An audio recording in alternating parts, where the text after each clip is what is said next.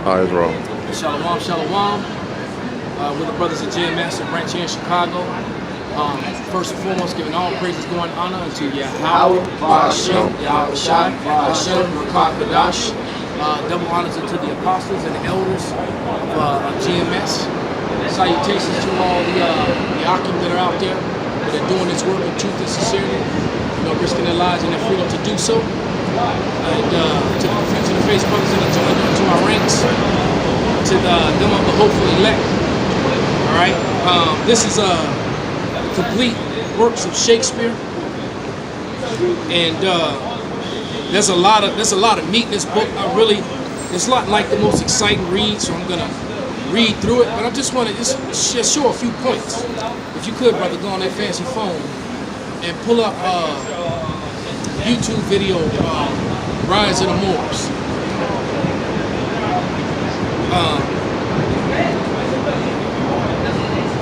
This right here, if you could get that, brother.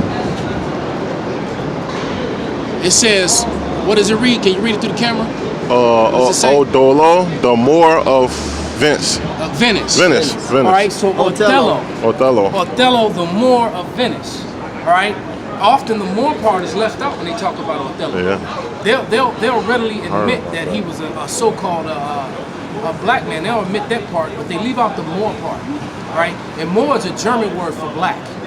All right, which simply just means dark skin, because there's no such thing as black people. My jacket is black. No one's skin color is this color. My scarf is black. No one's skin color is that color. I'm dark as hell, but I ain't right. black. Yeah, so this is perfect, because you got brown skin against black garment.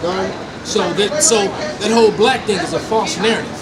That was a word that was created, just like white was created. All right, that's a false narrative. It's a class. But the point being is that Othello was wrote in the 1500s by Shakespeare. What Edomite people do you believe would write a book about a white woman who's having relations with a so-called black man in the 1500s, if they were the ruling class people? That in itself should just shut it all down. All right, and Othello means Moor, and Moor means black. It's a German word for Moor, and that's lots of people with that last name Moor. Would it spell M-O-O-R-E? Yep. And also M-O-H-R. All right, and there's a lot of relics that talk about the Moors as well, man. Yep. All right, because you got to remember the Moors ruled Spain from about 700 AD all the way up until the fall of Granada in 1492. The same year that Christopher Columbus sold was the year that the Moors relinquished their rulership, and many of them went into to slavery. So can I get a Luke 8 and 17? Whatever you have, brother.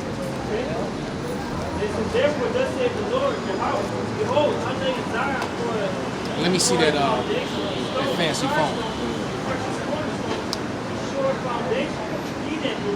Real fancy. So,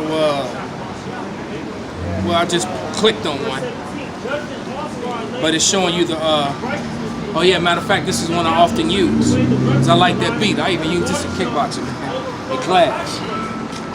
But if we turn it sideways, it gets bigger, right? So these are images that are still all over Europe today, right? So this is a historical, these are relics, man.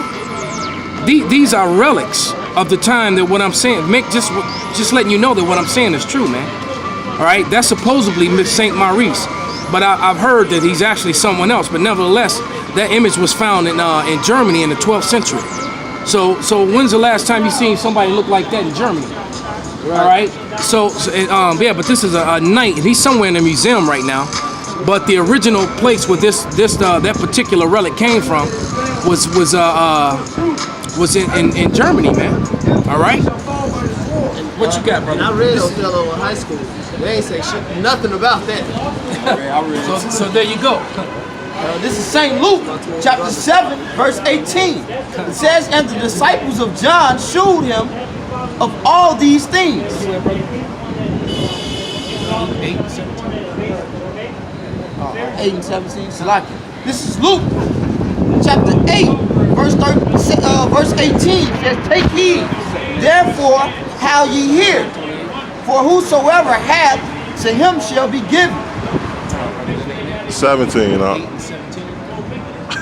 For nothing. Oh, Salaki, I went to 18. Salaki. This is Luke chapter 8, verse 17.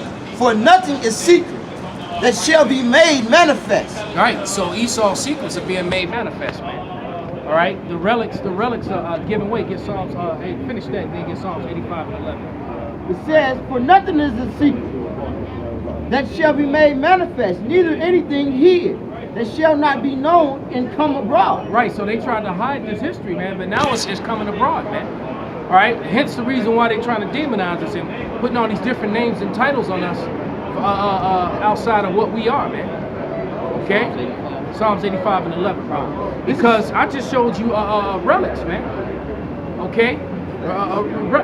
Factual relics that are still in Europe today, man. It's not just me saying something. You know, I like to produce the records of the things when I'm talking about it and show you where it's coming from, man. So once again, what white man you know is gonna write about a white woman having sex with a black man? Somebody look like Murph. All right, he looking like one of them Moors, one of them ruling class. Got 30 white women in his harem, another 30 other heathens, and a whole bunch of black women, so-called, and got 90 women in his harem, man. All right, that's how Jake was rolling during that time period. Real talk. It's from the Etymology Online. Etymon Online, it says more. It says from Greek maros, perhaps a native name, or else cognitive with maros, black. But this adjective only appears in late Greek and may as well be from people's name as a reverse. Being a dark people in relation to Europeans, their name in the Middle Ages was a synonym for negro. Right, exactly. So like the word sable. When you read that word sable actually means it's talking about a so-called black person. All right? I didn't know that, but you know how I found it out? Just reading through the glossary in here. It's a lot of info in this glossary, man. Right, like the word knave. When they would call you knave, knave meant you were a servant, man. And I remember hearing that and watching some of them period pieces, man. You know, I love the way the brother just came off the top rope. Yeah. Did the cheap manager move, pull their feet. Some WrestleMania shit. Exactly. But that was beautiful though, you know, because we all in the same fight, man. We're one body, man. All right? This is Psalms 85, verse 11. It says, truth shall spring out of the earth, and righteousness shall look down from heaven. Yeah, Yahweh shall give that which is good, and our land shall yield her increase. Right, so the truth has sprung out of the earth, man. The relics that you're digging up. The relics that they've dug up has proved everything about the Bible to be true, man. They went to every place where all these biblical events took place, and they did digs. And what do? When they dig it up, they find out that it's accurate and correct, man. And then out of the relics that were found here all over America, man, Kazakh has been the champion of that within GMS in the years lately, man. Kazakh has gone to the places where a lot of these relics are. All right, the Decalogue stone, and reading the Hebrew, even the ancient Paleo Hebrew, man, proven. So like all these idiots with this, only the Negroes are the Israelite garbage, man. Right, and Esau helps confuse people with those lies too, man. Because Esau doesn't want the tribes to come back together, man. He wants you to remain black, which there's no such thing. He wants you to remain Hispanic, which there's no such thing. He wants you to remain a Native American, which is no such thing, man. Those are all bywords and titles that they created, man. Yep. You can get your scripture. We're going to wrap it up. This is just a quick hit. You want a second Esdras? 6, 27, 28, one of my favorite scriptures. Okay, this is second Esdras 6 and 27. It says, for evil shall be put out, and deceit shall be quenched. As for faith, it shall flourish. Corruption shall be overcome, and the truth, which hath been so long without fruit, shall be declared. Right, so the truth that has been so long without fruit, man, lies have been told for so long that the truth sounds strange. Yeah. Right, the truth, and that's what that's saying. The truth is stranger than fiction, because when the truth actually comes out, it sounds so crazy that people don't want to acknowledge. You know what I'm saying? It's like that, man. That's because right. What did you have, brother? I had Jeremiah 49, but brother want me to put out Isaiah 20. 25 and 7. Con, that's a good one, brother. This is Isaiah chapter 25, verse 7. It says, and he will destroy in this mountain the face of the covering cast over all people. So there you go, man. So Esau trying to hide himself. You know, he's the, you know, let's talk about white identity extremists, man. Right? There's no such thing, but there is Edomite identity extremists, man. And Esau has been extremely trying to avoid, with extreme, his heritage and his destiny, man. And his heritage is he's the Edomite, and his destiny is slavery and destruction, man. So with that, we're gonna give all praises, glory, and honor unto Yahweh, Va'ashem, Yahweh Shai, Va'ashem, Va'kwadash, Va'abba.